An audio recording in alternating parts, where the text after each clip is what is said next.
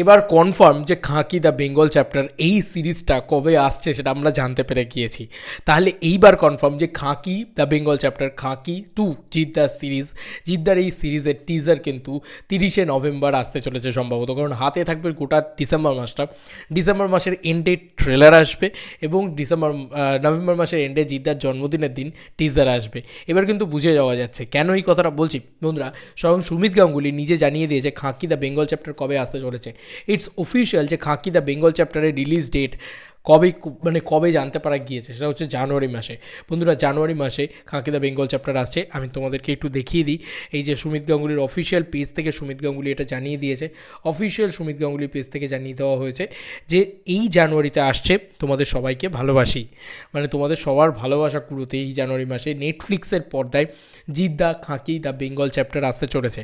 এবার যদি জানুয়ারি মাসে আসে, ধরো 23শে জানুয়ারি এলো বা 26শে জানুয়ারি এলো, এই টাইমটায় যদি আসে তার ঠিক এক মাস আগে কিন্তু ট্রেলার আসতে পারে। লাইক 23শে ডিসেম্বর, 25শে ডিসেম্বর হয়তো ট্রেলার এলো, বা হয়তো এমনটাও হতে পারে 15ই জানুয়ারি বা এরকম টাইমে ট্রেলার এলো, অনেকটা আগে আমি ভাবছি হয়তো।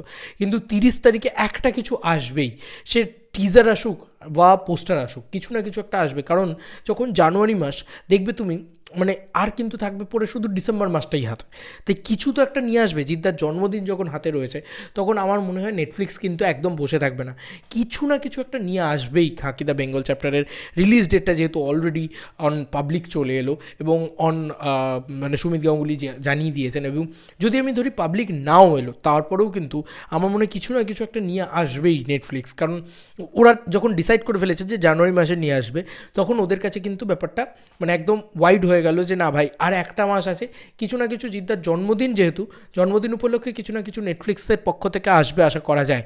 যেহেতু নীরজ পান্ডে জিদ্দার খুব ভালো বন্ধু, সেহেতু আশা করা যায় যে সেখান থেকেও একটা কিছু পাওয়া যাবে, মানে নীরজ পান্ডের পক্ষ থেকে, মানে খাঁকি দ্য বেঙ্গল চ্যাপ্টারের পক্ষ থেকেই খুব একটা বড় কিছু পাওয়া যাবে। এবং আর পরবর্তীতে বাকি আর কি পাওয়া যায়, লায়ন বা বাকি কোন ছবির অ্যানাউন্সমেন্ট পাওয়া যায় দেখা যাক। তবে এই বছর জন্মদিনে খাঁকির যে অ্যানাউন্সমেন্ট পাওয়া যাবেই বা খাঁকির যে একটা কিছু পাওয়া যাবে, সেটা আমার কোথাও গিয়ে 99% মনে হচ্ছে। কারণ যখন রিলিজ ডেটটা জেনে গেলাম, আমরা কিন্তু অফিসিয়াল রিলিজ ডেট জেনে গিয়েছি বন্ধুরা। ইচ एंड एवरी जीतियंसरा अपनी कुर्सी की पेटी बांध लीजिए क्योंकि मौसम बिगड़ने वाला है, क्योंकि हमारा बादशाह आने वाला है। यस, জিদ্দা বাদশাহ, জিদ্দা মাস মহারাজা। জিদ্দা কতদিন বাদে জিদ্দার কিছু আবার দেখতে পাবো, তার থেকে বড় আনন্দের আমাদের মতন জিদ্দার যারা পছন্দ করি আমরা জিদ্দাকে, তাদের কাছে আর হতেই পারে না।